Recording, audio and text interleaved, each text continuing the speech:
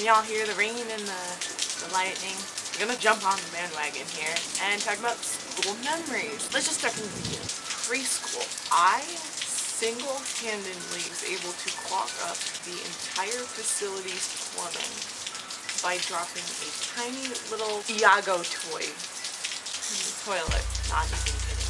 Kindergarten, I stood up in front of my entire class on career day and said that I wanted to be a pillow when I grew up. In first grade, it was not something I did, but rather something really cool that my teacher did. She contacted all the parents and had them tell her like the good things that we do throughout the year that makes us good little boys and girls. She typed up letters from Santa on Santa Claus stationery, customized for each student, and sent it to their house, basically pretending to be Santa. And it was really cool. We all came back after Christmas break like, oh, I got us a letter from Santa and da da da da, which was really nice. I still have mine somewhere in the abyss. Second grade, nothing really happened in second grade. I hated that teacher with fiery passion. Third grade, moved schools. I moved schools in second grade too, and then I moved schools again in third grade.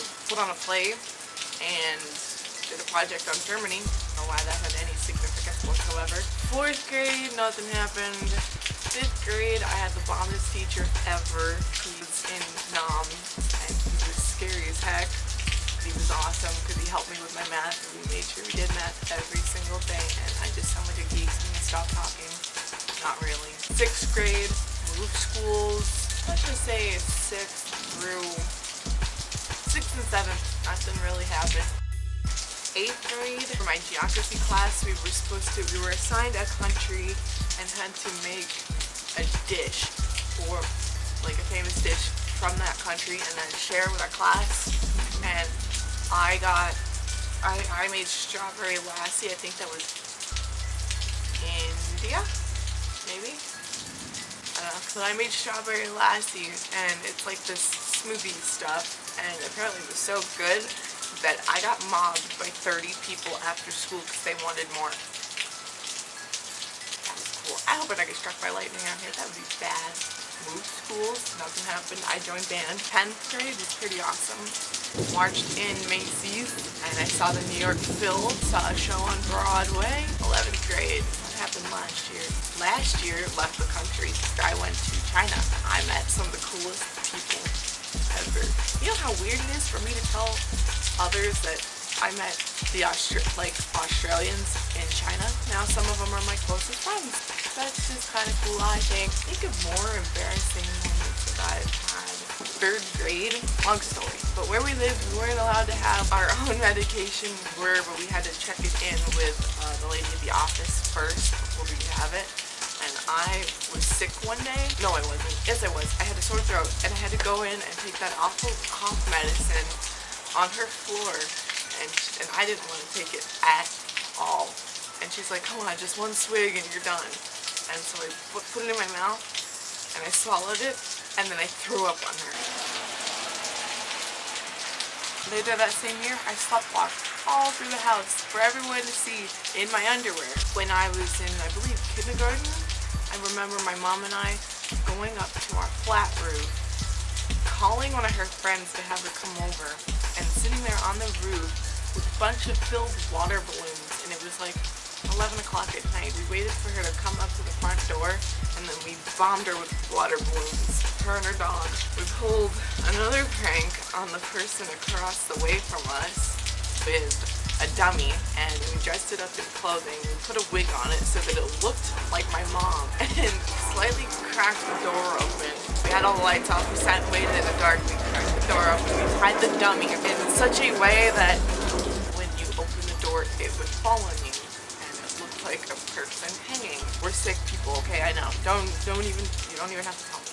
Well, he was walking around outside. Again, it was like 9 or 10 o'clock at night, and he went outside to go get his cat, and he saw that our door was open just a little bit, and which never happened. So he comes over, he knocks on the door, and he goes inside, and he's like saying our names and everything, and he pushes the door open, and the body falls on him, and he was so scared he fainted. We're horrible people. I know. When I was in 6th grade, we had a dog for about 5 days. Yes, I did say 5 days.